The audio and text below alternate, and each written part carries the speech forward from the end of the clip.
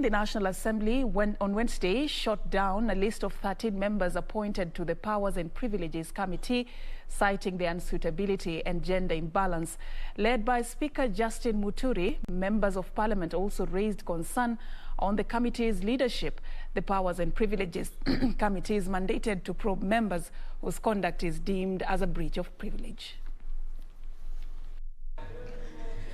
Mr. Speaker. The motion by the Committee on Selection seeking the National Assembly to approve a list of 13 members to the Powers and Privileges Committee did not see the light of day following concerns over its constitutionality. The rules we have are that if somebody is a chair of another committee, they cannot be, and I can see the first name is a chair.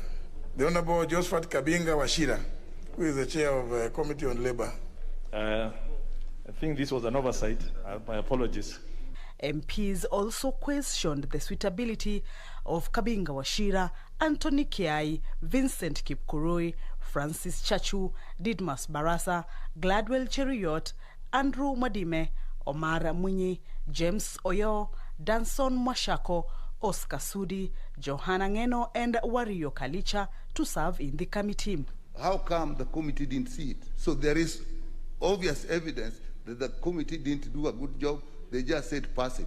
We can't really allow that process. These are extremely important committee. Without casting aspersions on specific members, we know each other, Mr. Speaker. And you cannot put people in a committee on privileges, which is basically a committee that's supposed to seek decorum and honor in the House. If you want to honor some members, put them in defense and where the people are fighting military, that relate to military defense.